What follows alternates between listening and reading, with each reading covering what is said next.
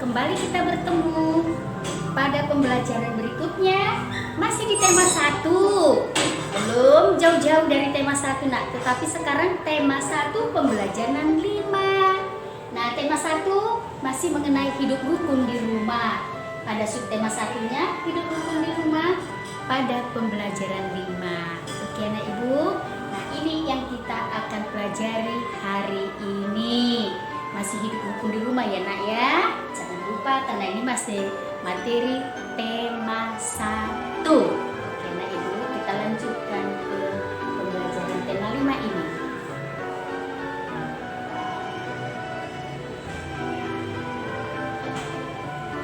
Nah, pada gambar ini ada dua anak berkacamata, satu yang satu tidak.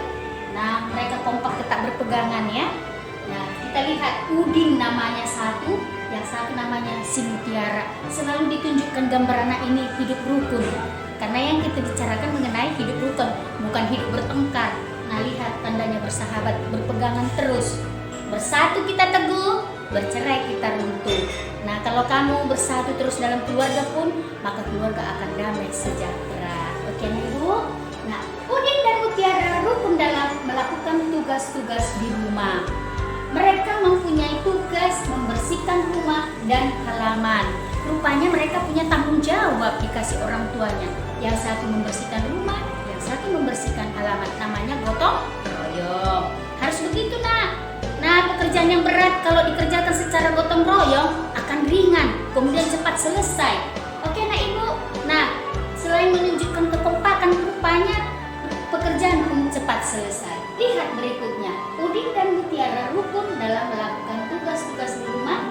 Mereka mempunyai tugas membersihkan rumah dan halaman. Bagaimana agar tugas itu dapat diselesaikan dengan baik? Nah, ini perkataan baik. Nah, bagaimana kamu menyelesaikan supaya baik? Seperti yang dilakukan Udin inilah sama si Mutiara. Ya kan? Kompak mereka. Lihat, kebersihan rumah tempat tinggal Udin selalu terjaga. Kenapa? Karena mereka kompak mengerjakannya. Setiap anggota keluarga bertugas menjaga lingkungan rumah. Udin dan Mutiara bertugas menjaga keindahan halaman rumah. Mereka melaksanakan tugas dengan cara bekerja sama. Udin menyiram tanaman, Mutiara menyapu halaman, dan halaman rumah selalu indah dan rapi. Ayah dan ibu senang karena anak-anaknya cepat kaki, ringan tangan. Kembali ada apa nak? Ungkapan. Pada kata mana? Cepat kaki, ringan tangan. Ini ungkapan kembali nak dibuat di sini. Bukan artinya cepat kaki itu berlari-lari terus, enggak. Ringan tangan itu artinya tangannya bisa melambai-lambai, melayang-layang, tidak. Nah, mengapa halaman rumah Udin selalu indah dan rapi? Karena mereka tadi cepat kaki, ringan tangan. Artinya apa? Mereka bekerja dengan sukaria dan tidak pernah bermalas-malasan. Apa akibatnya bila Udin dan Mutiara tidak bekerja sama? Coba kamu bayangkan kalau kamu di rumah tidak mau kerja sama, apa yang terjadi dalam rumahmu nak? Pasti pekerjaan itu berantakanlah rumah. Orang tua susah, banyaklah masalah yang kita dapatkan kalau kita tidak mau kerja sama. Tapi bila kita mau seperti Udin ini dan si Mutiara ini, maka lihat apa sikap Udin dan Mutiara menunjukkan pengamalan sila Pancasila. Waduh, pada sila Pancasila kembali kita diingatkan nak, pada sila-sila ini umumnya menunjukkan sikap-sikap baik nak ya. Pada pengamalan sila Pancasila katanya, sila keberapa lagi itu katanya? Sila keberapa nak? Kalau kita selalu hidup rukun, Persatuan Indonesia, sila ketiga. Ya, lambangnya nanti pohon beringin. Kenapa pohon beringin? Karena pohon ini melindungi, bisa mengayomi. Kalau kita berlindung teduh sejuk di dalamnya. Nah, maka di sini kalau kita hidup rukun tentu keluarga itu damai, sejahtera, sejuk, nyaman. Tidak ada keributan kita rasakan. Maka di sini yang terjadi terlaksana adalah sila ketiga, yaitu Persatuan Indonesia. Nah, jelaskanlah alasannya. Menurut pendapatmu, apakah Udin dan Mutiara mengamalkan sila ketiga? ketiga Pancasila? Coba jelaskan. Benarkah? Benarkah mereka melaksanakan sila ketiga? Ya sudah pasti tentu, karena tadi kata-katanya di dalam mereka melaksanakan hidup rukun. Nah, sila ketiga itu menunjukkan kita harus selalu rukun, mau di masyarakat, mau di sekolah, mau di rumah, dimanapun tunjukkanlah kamu anak yang baik, anak yang bisa hidup rukun dengan semua orang, tidak pilih-pilih teman, tidak sombong, tapi anak beramah dan sopan seperti lagu kita minggu lalu, ya nak ya. Nah, di sini tidak panjang lebar ibu berkata, pada pelajaran ini yang jelas kamu harus mengamalkan hidup rukun. Itu yang diminta di sini nak ya. Kata rukun itu tadi dikatakan kan sudah minggu lalu ibu terangkan sama kamu, rukun itu tidak ada pernah bertengkar, tidak ada kata-kata kasar ya. Yang ada kesopanan dan keramahan yang terlihat pada anak-anak yang ramah. Nah, coba kita lihat di sini. Tuliskan pengalamanmu di rumah dalam menerapkan sila ketiga Pancasila. Nah, seperti Udin tadi sudah ditunjukkan loh. Kalau kamu apa yang bisa kamu tunjukkan di rumah? Mungkin bermain bersama adik. Kan itu juga menunjukkan pengamalan sila ketiga. Mungkin kamu membantu ibu saat ibu di dapur memasak, kamu angkati piring yang kotor. Nah, itu juga sudah menunjukkan hidup rukun. Nah, ada kerjasamamu yang baik. Nah, apa makna dari ungkapan cepat kaki ringan tangan? Tadi sudah dikatakan kalau anak kaki cepat kaki ringan tangan, bukan artinya berlari cepat dan tangannya melayang-layang, enggak. Artinya cepat-cepat dia memberikan pertolongan, cepat-cepat dia memberikan perhatian kepada siapapun. Itu artinya cepat kaki ringan tangan. Udin menjadi juara pertama lomba menggambar, tetapi ia tetap rendah hati. Nah, ini kata rendah hati ini nak, aduh, ini sebenarnya kita harus memang selalu menunjukkan kerendahan hati. Ya, rendah hati itu artinya kita tidak sombong ya nak ya. Anak yang rendah hati itu disayangi semua orang. Di sini tidak ada nampak kesombongan nak. Karena kenapa? Dia selalu bersahabat dengan semua orang. Nah, di sini apa yang terjadi kalau kita menjadi anak yang rendah hati? Ayah dan ibu akan mengasihi kamu. Kamu itu adalah buah hatinya. Kamu adalah buah hatinya. Masih ingatkan ungkapan buah hati nak? Tidak usah diulang lagi ya. Nah, kemudian Udin senang mendapat buah tangan dari ayahnya karena kerukunan mereka tadi. Orang tua pun semangat bekerja, dapat rezeki. Maka orang tua tidak susah payah memberikan sama kamu hadiah, yaitu berupa buah tangan tadi. Apa saja yang ada yang kamu inginkan, pasti ayah ibumu senang memberikan karena kamu memiliki tadi kerendahan hati. Ya nak ya, sama orang tua pun kamu selalu sopan. Oke, orang tua kita menjadi semangat. Nah, Udin dijuluki cepat kaki ringan tangan karena selalu mengerjakan tugas dengan baik. Nah, nanti kalau ibu kasih tugas PR ya nak ya, jadilah seperti Udin ini.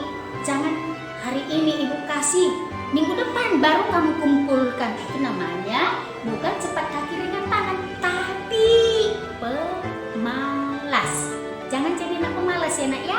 Jadilah seperti Udin ini supaya orang tuamu pun berbahagia. Oke anak ibu. Nah, jadi di sini si Udin karena dia anak yang cepat-cepat mengerjakan tugas, maka dijuluki menjadi cepat kaki ringan tangan. Nanti anak-anak ibu juga ya yang sering kumpulkan PR cepat-cepat, pasti namai dia anak cepat kaki ringan tangan. Oke anak ibu, masalah harus diselesaikan dengan kepala dingin. Waduh, bukan kepalanya dikasih es supaya dingin, enggak. Kepala dingin di sini artinya sabar, jangan cepat marah, ya. Kamu kalau ada masalah jangan cepat-cepat marah, jangan cepat-cepat merajuk. Bingung orang tua kita nak. Tapi hadapi dengan kepala dingin agar tidak terjadi pertengkaran, tidak terjadi salah paham.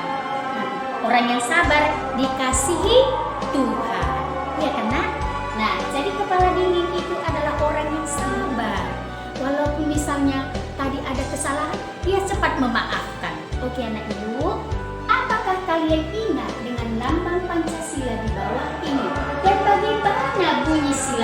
Nah, gambar apa ini nak? Gambar pohon beringin. Inilah lambang sila ketiga. Apa tadi bunyinya nak? Persatuan Indonesia. Coba lihat pohon beringin ini. Kalau kita berteduh di bawahnya sejuk sekali kan nak? Nah lihat, yaitu adalah lambang sila ketiga Pancasila berbunyi Persatuan Indonesia. Nah sekarang penerapan sila ketiga di rumah. Apa ya? Apa yang bisa saya lakukan di rumah? Penerapan sila ketiga. Ini masalah kita di rumah. Oke, lihat berikutnya nak. Contoh katanya penerapan sila ketiga di rumah. Ya, penerapannya yaitu arti menerapkan itu melaksanakan ya nak. Jangan bingung. Menerapkan artinya melaksanakan. Bagaimana kau melaksanakan di rumah? Hidup rukun dengan keluarga. Salah satu tidak bertengkar. Saling membantu dalam keluarga. Wah, selain ini apalagi Bu? Banyak sebenarnya. Bagaimana kamu menciptakan suasana nyaman di rumahmu? Itu adalah penerapan sila ketiga. Nah, bisakah kalian membuat cerita yang berhubungan dengan sila ketiga Pancasila di rumah? Coba baca contoh di bawah ini. Baca contohnya ini nak. Nah, kamu lihat di sini contoh cerita penerapan sila ketiga Pancasila di rumah. Namaku Rio, aku tinggal di rumah bersama ayah, ibu, kakak, dan adik. Kami selalu hidup rukun. Kami tidak pernah bertengkar dan saling menyayangi. Kami juga saling membantu dalam mengerjakan tugas di rumah. Ini gambaran cerita keluarga si Rio. Karena si Rio merasakan suasana nyaman di rumahnya, ia bisa nak menuliskan ceritanya. Si Rio menuliskan ceritanya. Katanya tinggal di rumah bersama ayah, ibu, kakak dengan hidup rukun. Dia bisa gambarkan kenapa? Karena memang di rumahnya tidak ada pertengkaran. Nah, pada berikutnya kita lihat sikap badan kita saat berjalan itu harus tegak.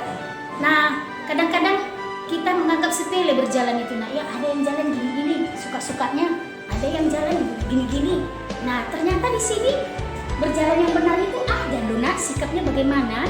Nah, satu di sini kalau berjalan ke depan, lihat langkahnya ini, langkah kakinya ini ya, dan kamu amati satu ke depan.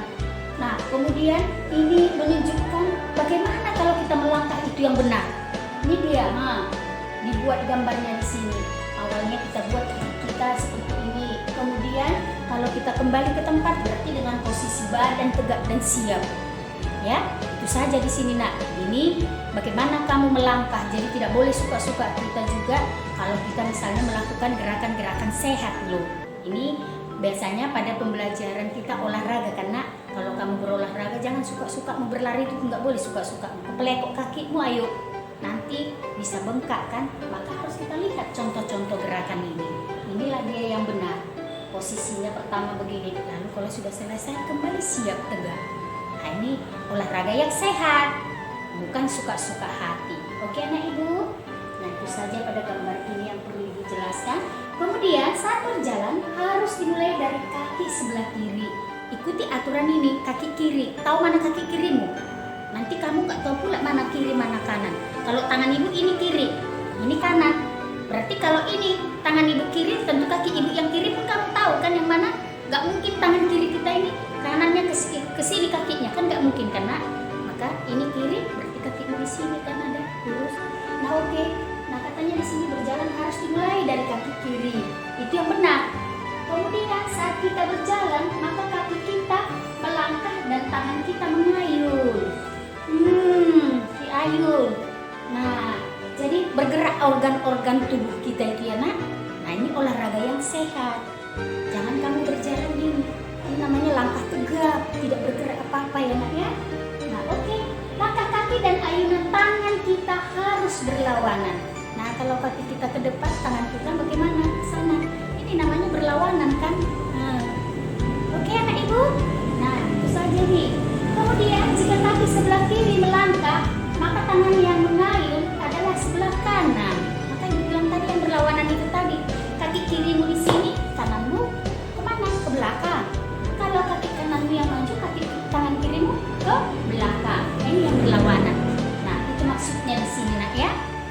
bisa dipraktekkan sendiri kan nak, dengan mengikuti nomor 1 aturan sampai ke nomor 6 ini nanti ya. Coba kamu peragakan masing-masing dengan cara kamu memvideokan biar ibu lihat nanti. Benar apa enggak yang kamu lakukan ya nak ya? Oke, jika kaki sebelah kanan melangkah, maka tangan yang mengayuh adalah sebelah kiri. Ya, kemudian berjalan yang baik adalah berjalan ke arah depan. Hanya apa yang berjalan mundur nak? Ada loh hewan yang berjalan mundur, tapi kita harus berjalan maju ke depan. Nah, oke anak ibu, kira-kira sampai di sini dulu pertemuan kita pada tema 1 pembelajaran 5 tetap pada sub tema 1. Ingat anak ibu, tema 1 sub tema 1 pembelajaran 5. Kira-kira kalau ada yang bertanya, boleh kamu bertanya. Sampai di sini, selamat siang. Bye-bye. Ketemu dengan suasana yang lebih ceria.